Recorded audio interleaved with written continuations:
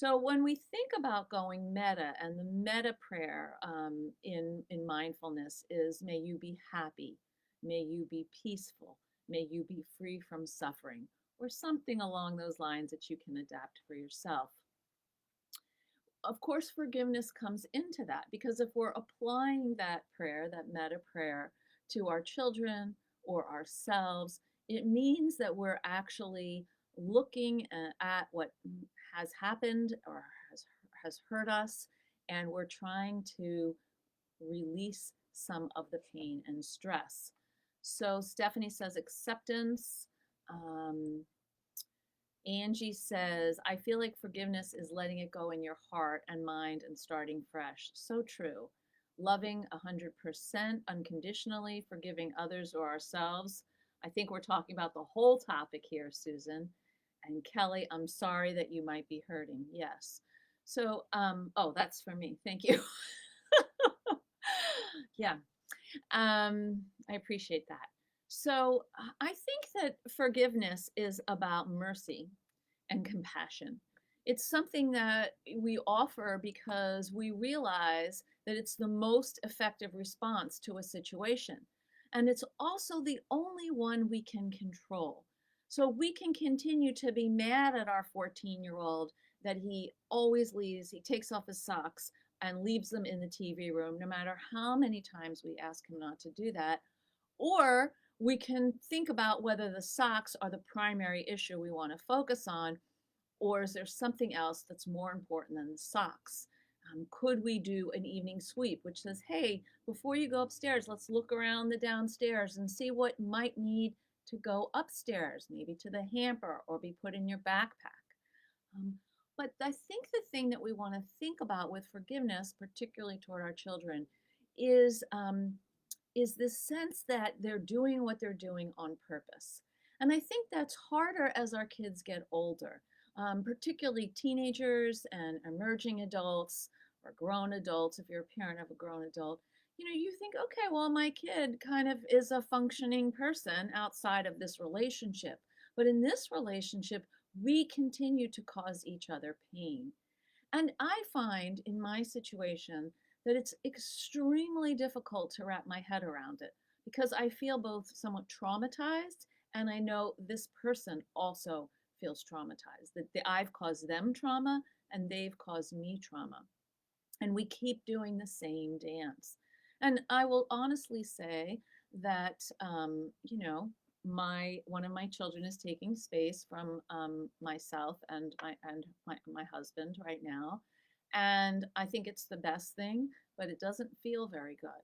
And I am struggling to forgive myself for all those hurts that I have caused them over the years that have, kind of precipitated this. And I'm struggling to forgive them for the ways that they continue to engage with me that's painful to me. So that's why I think it's so important, particularly at this time of year, which is the season of light, when it's so dark for most of the day for many of us, to really consider our own light, how we want to be in the world. And in order to do that, we have to practice self forgiveness and forgiveness of others. And I think one of the best examples of a person who embodied forgiveness is Nelson Mandela. Nelson Mandela was jailed for many, many years in South Africa, and he came out of jail and he forgave his oppressors and then went on to lead the country. Wow, what a concept, right? What a concept. So let's see what's in some of these comments here. John says, forgiveness means releasing the energy trapped in your heart. Yes. Susan says, to err is human, to forgive divine. Alexander Pope. Beautiful. Kelly, great ideas. Thank you. You're welcome. Karen, yes, I feel that. So I think that forgiveness is about mercy and compassion. It's something that we offer to others and for ourselves. Because when we haven't forgiven ourselves or we haven't forgiven someone else, what we find is that we are suffering.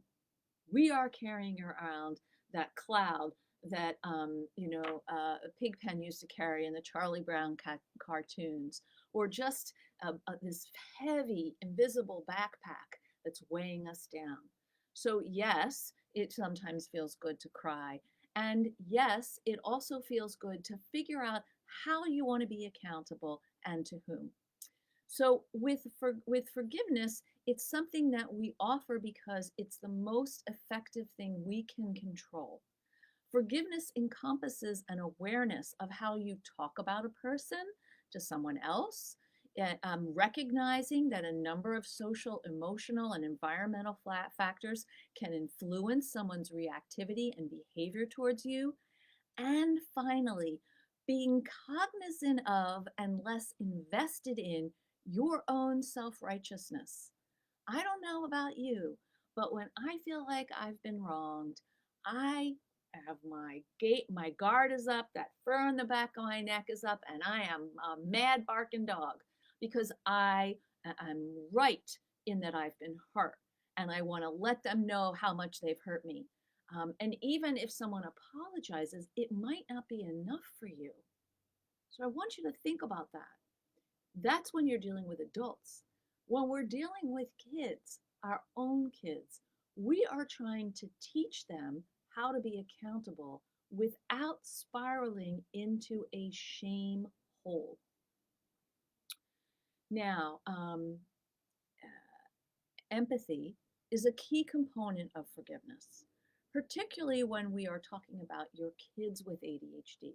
So, if you are a parent of a kid with ADHD, please share what is hard for you to forgive them about. If you're an adult with ADHD watching this, please let us know who is someone that you're struggling to forgive and why. Is it a parent? Is it a cousin? Is it a sibling? What would help? What are you struggling with? Why is it hard to forgive them? Um, so Kelly says there's a book when I say no, I feel guilty, and of course there's all of Brene Brown's books. Kim says, excuse me, Kim says I can forgive my 11-year-old for behaviors he can't control, but I hate that I have to explain to other family members that he isn't getting away with things, but he can't control himself. Thank you so much, Kim, for saying that. So I think that so many people judge people with ADHD or ASD, or a learning disability for things that they do that may be somewhat out of their conscious awareness, and they think they should be different. Well, you're 25 or you're 35 or you're 11, you should know better. Well, ideally, yes, but I struggle, me, Sharon, with emotional control. So I'm in a conversation and I know it's not going well with someone I'm related to.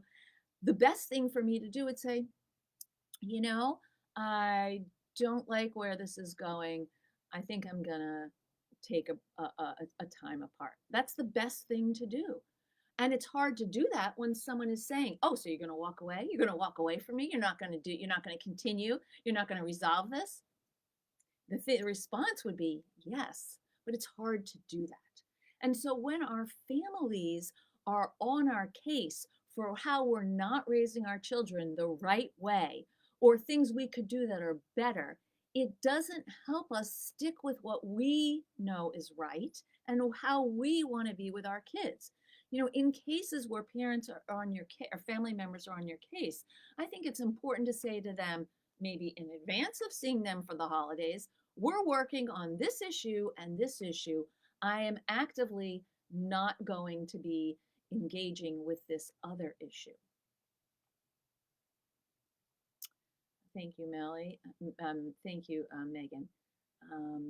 Teresa, how do you get people to stop when they are instigating your ADHD kid when they think they are just teasing them? Teresa, this is such a great question. Thank you. I really don't like when the provocations that I'm seeing among young people and other adults, sometimes with kids, in this teasing realm. Teasing hurts. Teasing is not some things that are funny, that's like sarcasm. It's not really funny, it's an expression of anger. Teasing is pointing out what isn't good about you And I am going to act superior so I can do that. I'm going to tell you why you're this, that, and the other, instead of, you know, talking about it in a clean way or just talking about something else. So I think that when kids are teasing your kids, it's reasonable to to teach your kid to say, I don't really like when you talk to me that way, or I don't think that's really funny, or how to basically say, I got to go and leave the situation. We have to teach our kids tools to manage or what a planned comeback would be that's regular. Okay. Um, Shannon, repeat behavior even after long talks. So, right, so you have a long talk with your kid. I don't want you to do this, and blah, blah, blah. And then they do it again. So, that's because after about 2 or 3 minutes of the talk, your child starts to hear. I'm big on the Charlie Brown metaphors today. Wah, wah, wah, wah, wah, wah, the teacher in Charlie Brown. And so, we want to have a conversation instead with our kids that engages them and uses reflective listening. I'm going to make a sentence and I'd like you to repeat it back to me. Then I'd like, and then I'll make another sentence and I'll repeat that. You can repeat that back to me. And then you can comment and I'll repeat that back to you. We want to teach them how to hear and how to express themselves so they can be heard. So if they repeat a behavior after long talks, keep your talk short. And then when the behavior is repeated, say, it's that, you could call it a name, like it's that elephant. Here you are, it's that elephant. Remember, we talked about it. Kids with ADHD are not going to stop doing something just because you talk to them about it. In fact, kids without ADHD struggle with that because they're kids, their brains are developing. So instead, we want to cue them, and so we want to work together on what that message will be. Let's see, Jenna, I struggle to forgive myself. A lot of us perfectionists struggle to forgive ourselves. We understand cognitively that we're all human and we all make mistakes, but in the moment, that is really hard. That lash comes out and we're, really kind of hurting ourselves. Karen, I struggle with discerning when I should cut my 8-year-old some slack for his behavior, when to hold him accountable. He needs to learn that actions have consequences. I agree. There are natural consequences. Oops, I didn't wear a warm enough coat. I'm cold. And there are logical consequences when I am disrespectful or I yell at my parents. That means that I'm not going to have access to my phone the next day. That's a logical consequence. And so I think that it's important for you to sit down with your 8-year-old or your 15-year-old and talk with them and say, where are we getting stuck in our family?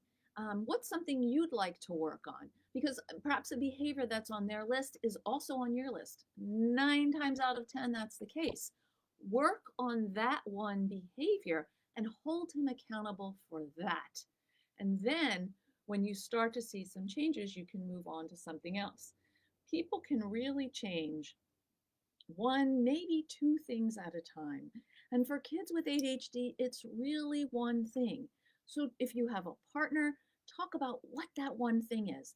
Then sit with your child, talk about what that one thing is, and ask them, what is their one thing for you? Because then they'll feel like actually what matters to them is not only what you're both working on, but that you as a parent are being accountable and you're modeling how you might be able to do something slightly differently and better. Andrea, it's hard to forgive my young adult daughter because she refuses to take her ADHD meds and it drastically impacts her life. I have ADHD too, and I don't understand why she doesn't want her meds anymore. I hear you, Andrea. And this is, I think, emerging adulthood is, my kids are 23 and 27, and I would say that emerging adulthood was the hardest parenting time next to middle school. and what's harder about parenting emerging adults or adults is you are powerless. You are helpless and you are powerless.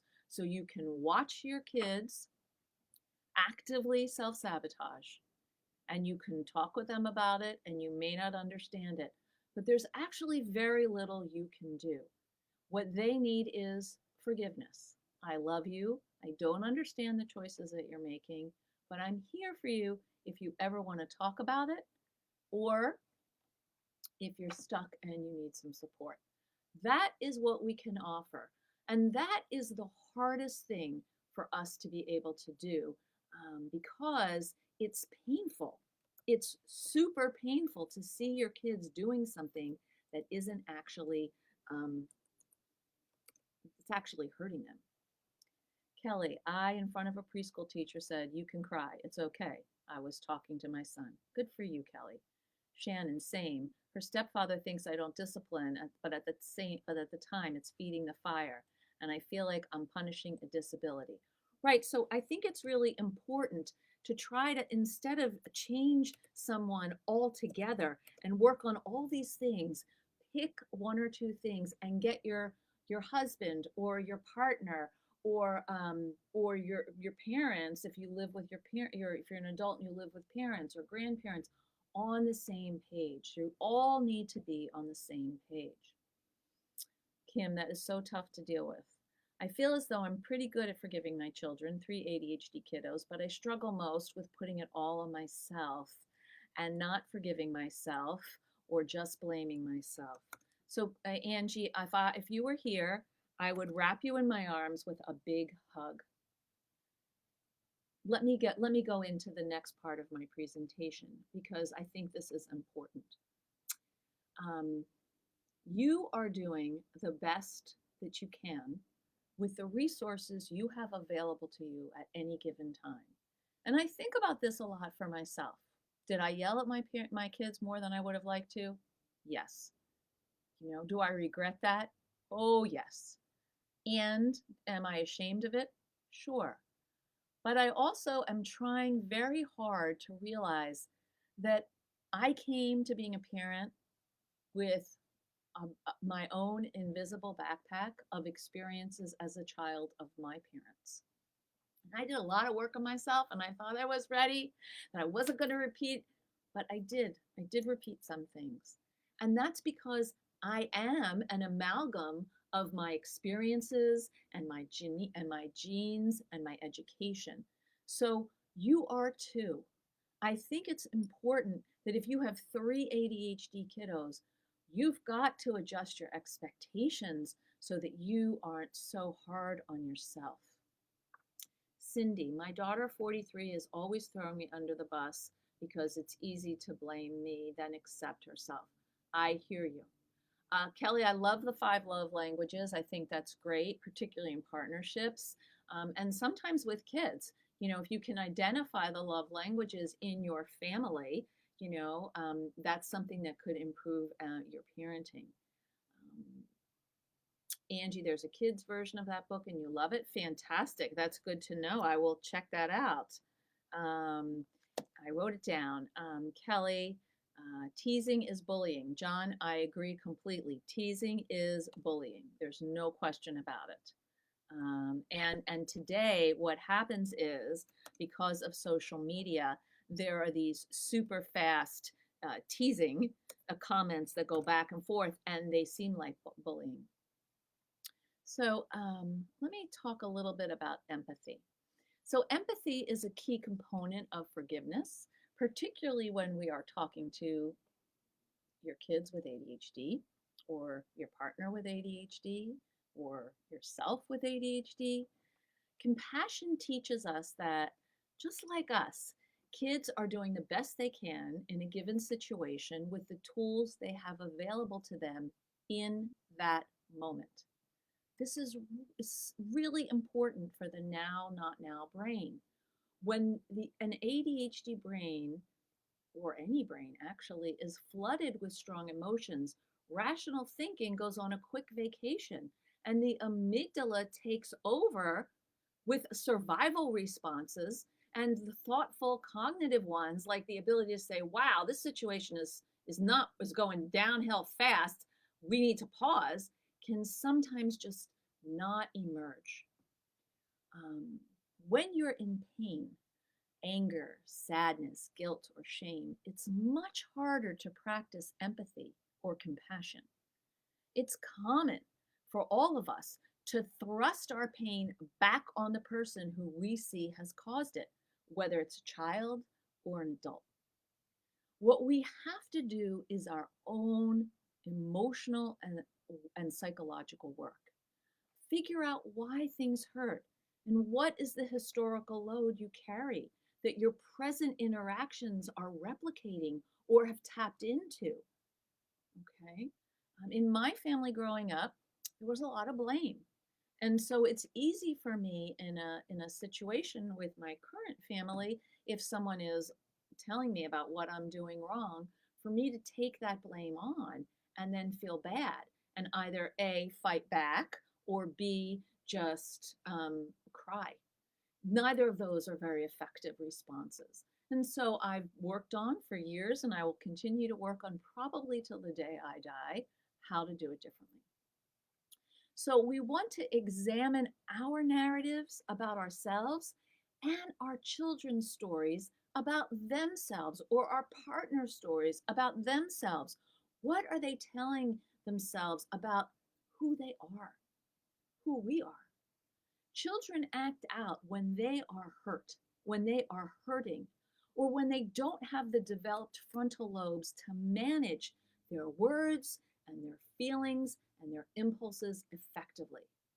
This is why I think it's important to practice a take back of the day in your family. You're not going to get it right all the time. They're not going to get it right all the time. So have a family meeting or dinner or something and say, I think in this new year, 2022, we're going to start to do a take back of the day. And take back of the day is when you say something or you do something, usually words. I think it's easier to stick with that you realize after they've come out of your mouth, you wish you hadn't said that. As a parent, you can say, is that something you want to consider as your take back? Because sometimes kids, again, might be so activated they can't go there. As an adult, we might want to say, you know what? I think that's my take back. And then we're teaching our kids how to practice forgiveness in real time. And we are learning to practice forgiveness in real time. So let me go down. Sprinkle a little sometimes. I love sometimes. It's okay. Hugs. Kim, I wish my 25-year-old daughter was here to listen to this. This will be on. This is on the replay, and it's kept on the Attitude YouTube, and it's kept on my YouTube channel. Bob, I have struggled with focusing on a task for a long time. Many people do. What causes memory issues? So that's a long question. And I mean, that's a short question with a long answer. And what I can say is that the way that working memory functions, and working memory is a key executive functioning skill that's often challenging for people, is that things happen to us and we attach meaning to those things through our emotions. And so emotions and working memory are tied together. And so when something happens and we attach a positive feeling to it, we may remember that. When something happens and it's really terrible, we may attach a negative feeling to it and we may remember that. It depends on the intensity of the experience and how well whatever the meaning that we attach to an experience is then transferred down the memory line. And what happens for a lot of people with ADHD, because working memory is like the computational space of the brain, is that things come in and they can't actually attach meaning or process them fast enough or efficiently enough to send it down into the longer term memory bank. And so those things are dissipated. Marjorie, I think we have to remember that ADHD young adults can be several years behind in brain development. I totally agree. My 23-year-old college graduate is home with us with no job, no car. He had to figure it out for himself to get to the doctor, so new meds he could do his job hunt. His room was a disgusting pigsty for months. Finally, today, he asked to borrow my car. I said, as soon as you clean your room. I had to go in 5 times to declare it clean. but he did it in less than 45 minutes. Teachable moments. There was no yelling, just calm firmness. I love this. I thank you so much for sharing this, Marjorie. Yes, yes. We want to remember that the ADHD brain is up to 3 years behind in aspects of maturation. That has to do with the connections from this part of the brain to the rest of the brain. And emerging adulthood is very challenging for a lot of kids. If you are a clinician, I want you to know that I do a workshop on emerging adulthood. It's a day-long training with Dr. Steve O'Brien through PESI. Please check that out. And I know that there's a lot of resources here on attitude for emerging adulthood as well.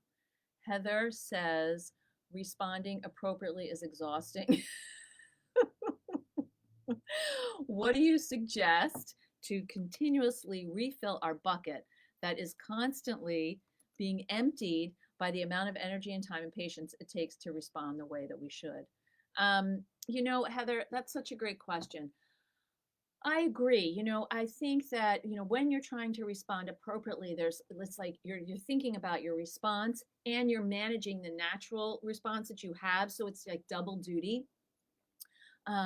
So I'm wondering if you have some people or some places in your life where you don't have to filter so much. And if you don't, can you create or find some of those? Because your brain does need a rest and some time to just kind of let it out. I worked with a family many years ago, and their 8-year-old, it was a single mom, would come home. There was an 8-year-old and a 10-year-old, and the 8-year-old would come home. He had ADHD and was bipolar, and they'd walk in the door, and he would take off his coat and he would start rolling around on the floor, and this drove the mother insane because there was they had to deal with the cat, they had to deal with getting dinner together. The floor wasn't necessarily clean. And I asked him, and he said, "This is my flippy floppy time. I need to get out all my flippy floppies." And so we created 10 minutes when you come home to do what that the family would do to get out their flippy floppies. Whether it was some yoga mom decided to do, the 10-year-old wanted to listen to music and dance around, and the 8-year-old did the flippy floppy. So what, I guess my question is, what would be a flippy floppy for you, Heather? Where is a place where you can let it down a bit? Wow, there are tons of comments. I'm so excited to see that. Um, uh, okay. Bob, you're asking, how does one with ADHD manage time and get organized? Bob, that's a really good question. It's not the focus of what we're talking about today, but it has been the focus of previous Facebook Lives. So I encourage you to go to my YouTube channel or that of Attitude and check it out. Shannon, I feel horrible that she has to be on so many meds just to function.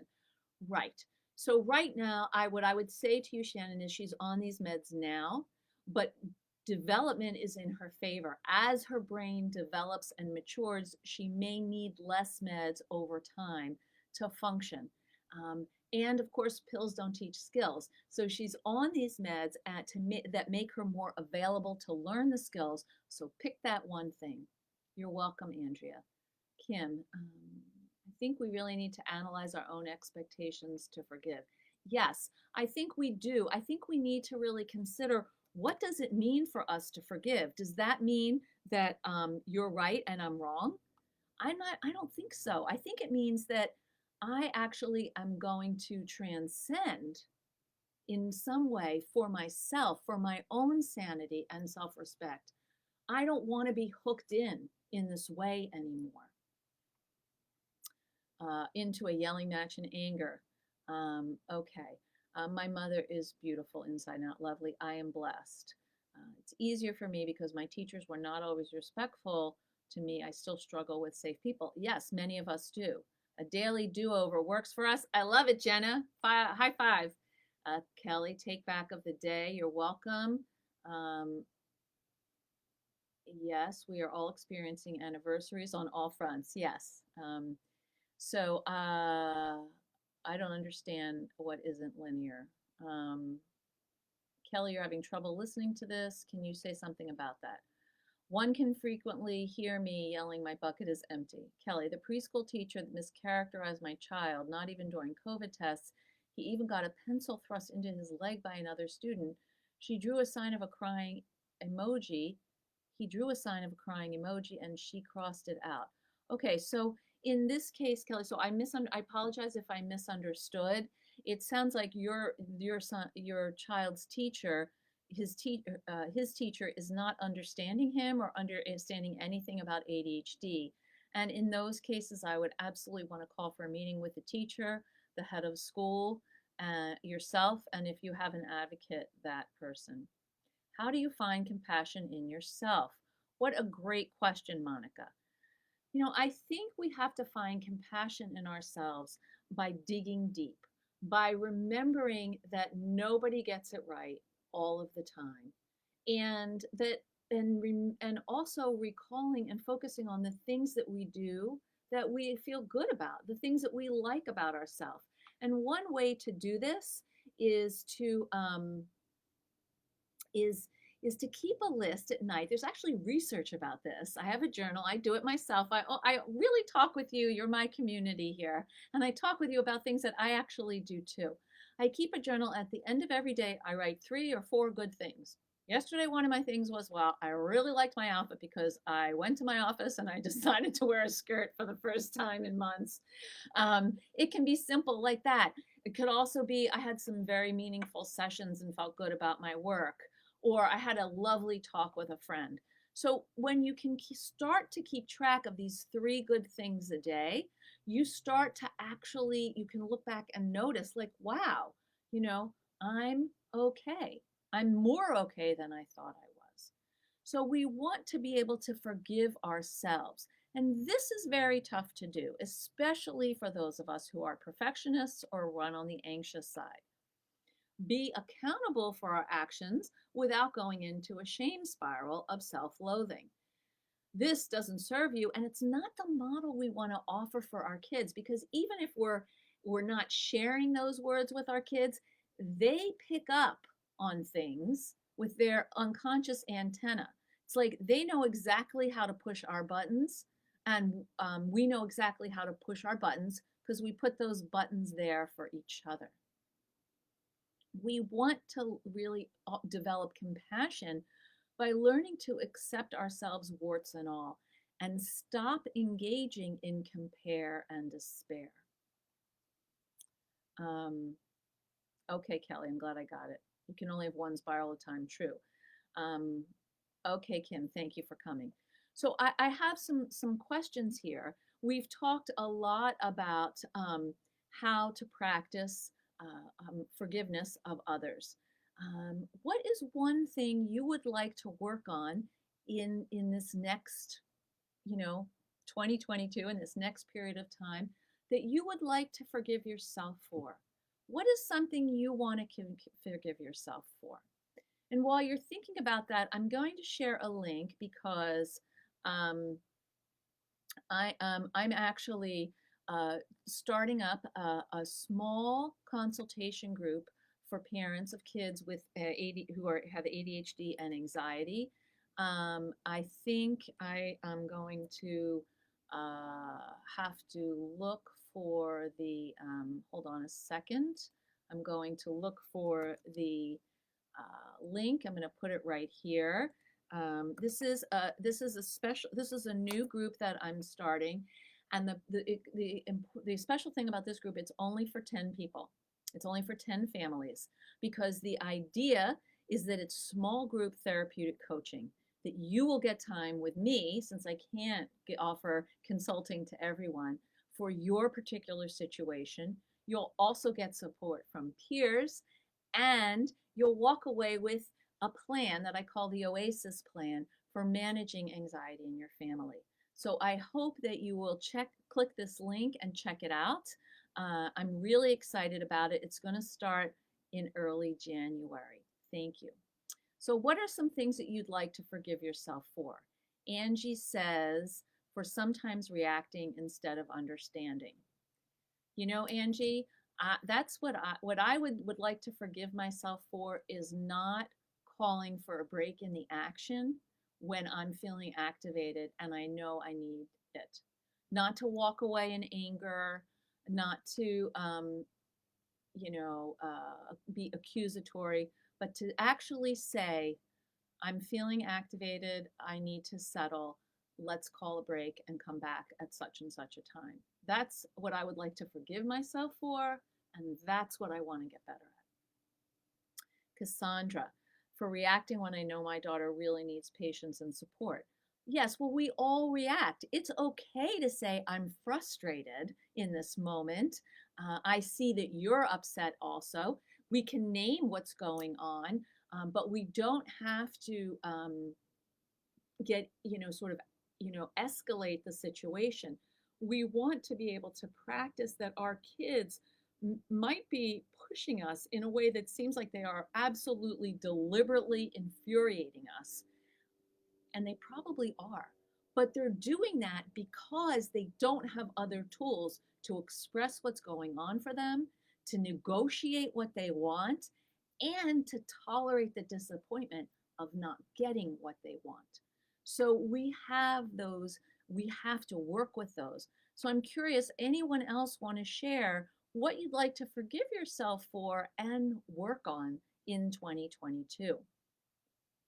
I think that it's very important for people with ADHD and for parents of kids with ADHD to really practice accountability without, shifting the focus too much to ourselves when we're dealing with our children, whether they're 25, 43, or 13.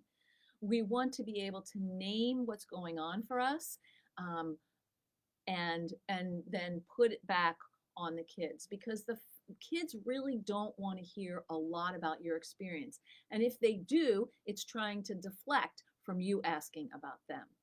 Monica says procrastinating. Okay, you want to forgive yourself for procrastinating and change that. Thank you so much. Anybody else want to share what they would like to forgive themselves for and what they would like to change in this upcoming year? Now, I know we have one more Facebook Live before we stop for the holiday season. Um, let's see. Andrea, feeling so angry and hurt and right now. My 15-year-old just keeps spiraling further and further out of control. That must be so hard. For lying, stealing from everyone in our home. He calls me awful things which are so hurtful. So, Andrea, this sounds terrible in every way. Are you able to get some help? Do you have a family therapist? Is he seeing anyone for to help him? Have you talked to his primary care um, provider? Is he on any medication? It sounds like he needs more support and your family needs support. It's not okay for kids to steal and lie and and disrespect you in those kinds of ways. So I think that interventions are, really called for right now. Russell Barkley's book on oppositional behavior would be a great one to check out. And also, there's so much stuff on attitude from Dr. Barkley on oppositional defiant behavior. Check it out. Because usually, I think oppositional defiant disorder is a relationship problem, and usually comes from, a lot of not just self-loathing, but depression. Trisha, forgive myself for avoiding the problems we are facing. Yeah, we, I'm going to say that we all avoid things that we don't want to deal with or that seem really complicated. Avoidance is one of anxiety's best friends. We'll definitely be talking about avoidance in my coaching group. So, I think forgiving yourself for avoidance and breaking down what you need to do into smaller chunks so it seems approachable would help a lot. Nicole, losing it and arguing back. Oh, I hear you on that one. We've got to forgive ourselves for that. Yes. He's on several meds, recently seeing a new doctor. He's been diagnosed with that. Thank you, Annie, for putting up those articles. Jenna, I feel you on this. Okay, great. So we have a few more minutes. Does anyone else want to talk about something they'd like to work on? I think one of the things that we want to try to practice in terms of forgiveness with others, with our kids, is that they're trying to learn how to be in the world, and they're going to stumble left, right, and center. And part of the stumbling is how they push up against us. That's their job. And then they pull us in, and then they push against us, and they pull us in. This is the dance of maturity, of maturation. Our job is to really try to keep that meta conversation, particularly for those of you who are struggling with your kids, to really, before you go to sleep, be able to say, may you be happy. May you be peaceful. May you be free from suffering. Or whatever a meta prayer would be for you. Okay? Because what your child needs is to feel met where they are and loved for who they are, warts and all. So let's see. Karen says, can we ever do enough for our children? I feel like I never do enough to teach my son the skills he needs, provide structure the brain requires, and feel like a failure as a mom. I want to say to you, Karen, you are not a failure. You are here right now getting help, support, and information to make you a better mom. Can you make it all go away? No. You are doing the best you can with the resources and tools that you have. He is wired a particular way in a particular situation. You can't necessarily change those things. You can't change what's happening here. You are intervening in his environment and helping him as much as you can. But this is ultimately his journey. And I think that's the hardest thing for parents. We want to make our kids, we want to make things right for them. And sometimes we can make them just so right, and then they're on their own. And that's not necessarily our fault as parents. So no, I don't think you're failing. I think you're doing what you can, and you're working on yourself. Jennifer, want to get myself help with ADHD in 2022. I've been procrastinating classic because I don't know where to begin. Well, Jennifer, being here is a great way to begin. And I think, really learning about therapy versus coaching. I know Attitude has a list of providers. If you check out ADDA, ADDA, they also have a list, and CHAD, they both have lists of providers and who could help you. Thank you for saying that. Kelly, sad for taking care of others and not myself. Kelly, hug to you. One thing a day, one self-care thing a day. It can be small, it can be bigger. For me, it's exercise. I try to do something every day. That's how I know I'm taking care of myself. But it might be different for you. It might be sitting with a cup of tea and just daydreaming, thinking about whatever you want, or reading the paper. Teresa, you're not failing him. You're doing the best you can. It's hard. Trisha, I'm going to work on letting my kids be more independent, mistakes and all. Bless you. Andrea says, I definitely feel for her being a failure. I feel like that all the time. Oh, you guys are breaking my heart today. Listen, you're only a failure if your goal is perfection. You're not a failure if you're actively engaging in a process. It may not be working out the way you